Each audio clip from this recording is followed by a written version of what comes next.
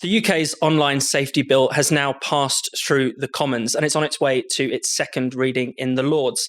The UK government says it wants to make Britain the safest place in the world to be online. But critics say it poses an unprecedented threat to free speech on the internet. Joining me to discuss all this is writer and broadcaster Timandra Harkness, who's also author of Big Data, Does Size Matter? Timandra, welcome to the show. Nice pleasure. So first off, Timandra, the bill's title is all about safety. What exactly does the government think it's trying to protect us from, given that, the internet is not a physical space, it can't physically harm us, and it's not as if suddenly illegal things become legal just because you do them online? Well, exactly. I think it's quite interesting that at one point in its history, it was talked about as the Online Harms Bill, and it's moved from harms to safety. But I think both of those ways of framing it very much conjure up this idea that there are terrible things waiting to happen to you on the internet, and it's the government's job to protect you from them. And in one sense, this isn't a ridiculous thing, because in other walks of life, there are already laws to protect you from fraud, for example, which, as you say, also apply online. If you're defrauded online, then it's still fraud. And likewise, things that threats or people making public your home address, which can endanger you, already illegal offline and also illegal online. So it's not entirely ridiculous that you would include the online world in legal protections. But I think what's really interesting about this bill is that right from the start, it was framed as this way of saying, well, look, we want to make the online world a safe place, and re-engineer the whole online world so that it becomes geared around reducing risks of harm. And I think when you understand that that's where it came from, the whole mess of the bill, which is a complete hodgepodge of completely different things that they're trying to protect us from and completely different measures, all then thrown into this mad bundle where they say, well, self-regulation hasn't worked, so now we're going to make this self-regulation, but Ofcom's going to supervise it, and then if they don't self-regulate properly, we're going to put them in prison. But it makes more sense when you see that it's based on this attempt to re-engineer the whole way the internet works around the primary objective of making it safe. And when we're talking about things like harm and safety, clearly, since we're dealing with the internet, this is mostly concerning words, potentially images, films, things like that. Isn't there a potentially endless scope for what can be considered harmful and unsafe? I mean, this bill has taken seemingly forever to get through Parliament because there's often, a new group with a new priority tacking on their thing that they say needs to be banned. In the past couple of weeks, we've heard the government wants to ban promotion of the small boats. There's been upskirting and down-blousing offences added to it.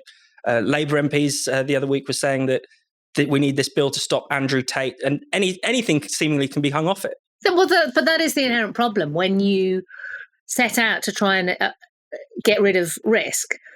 Because life is inherently risky, there's no obvious line to draw where you say, okay, well, these risks are just part of living life, and these risks are ones that we should try and minimize.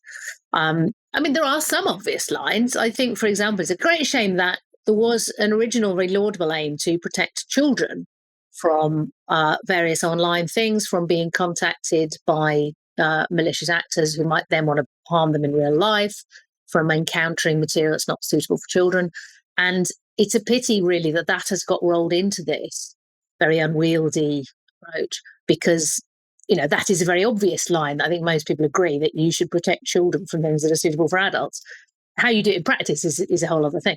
But I think this is the key problem, that as soon as you start saying, well, harms, what are harms? You very quickly go on from things that are physical threats or attempts at fraud, for example, to things like people feeling psychologically distressed, online bullying, which again, has been cited as a real problem with children, but is also kind of extended to adults.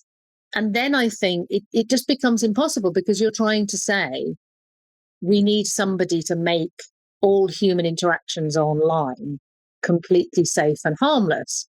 And again, human interactions are not completely safe and harmless. If you include in that the possibility that you get your feelings hurt, that you have, and some people have a really genuinely horrible time online.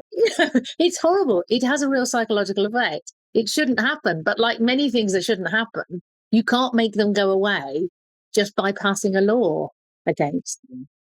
So I think this is the real problem. But it originated in this idea that the internet, as it's currently set up with big social media companies who obviously are incentivized to get lots of interaction, activity, engagement, emotional engagement from all of us, because that's where they get the money from advertising, that some academics looked at this and said, well, this is a terrible way for the internet to run.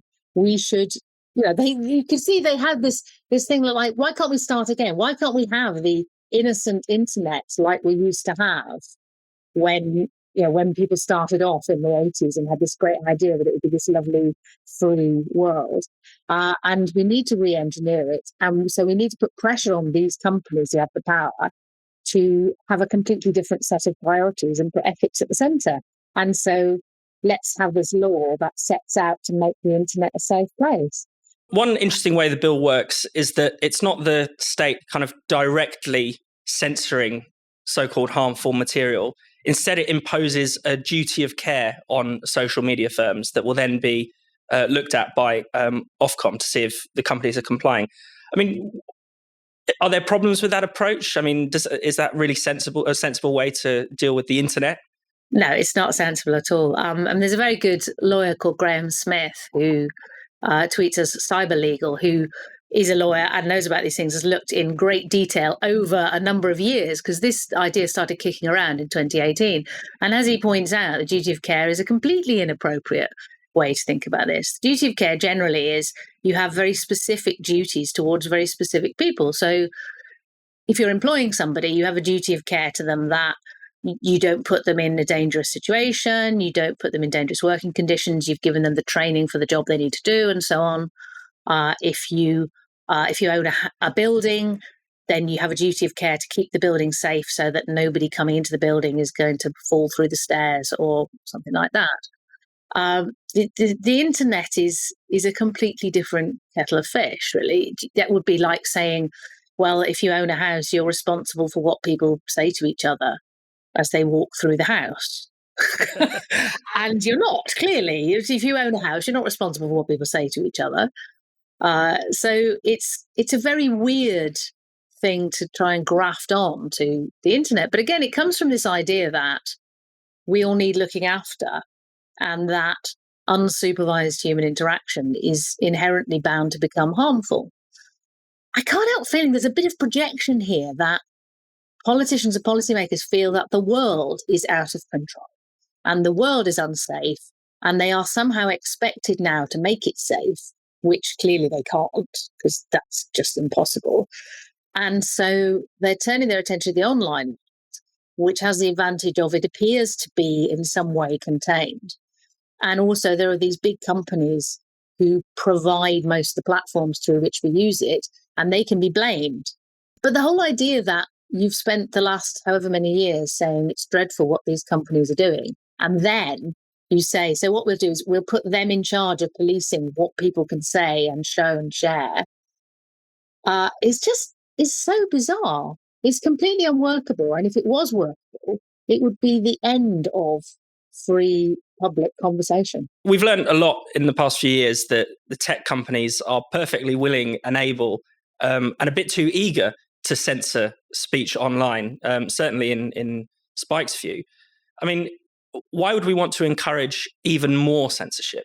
Well, it depends what you mean by we, doesn't it? I mean, I wouldn't want to encourage more censorship. I agree that I think there's too much tendency to censor views in often quite an arbitrary way. And this bill would only encourage that, obviously, because they're now threatening to imprison tech company bosses if they feel that they're not making enough effort to this duty of care to protect us from each other. So it's an absolutely it's a very clear incentive to tech companies to err on the side of caution, err on the side of removing material, or at least rewriting the algorithm so that anything contentious doesn't get passed on and shared. And so it's bound to result in the end of any kind of, don't let's exaggerate. In a way, this is just bringing to the fore that what we think of as public space online is not public. It's owned by companies and they set the ground rules. So, in a way, it just makes us more aware of what was already the case, but it's certainly incentivizing them to use even more censorship and be even more repressive, as if the way to get a better quality of public debate is just to shut people up, rather than to foster a culture where you genuinely listen to each other and try not to take disagreement as a personal attack, and so on.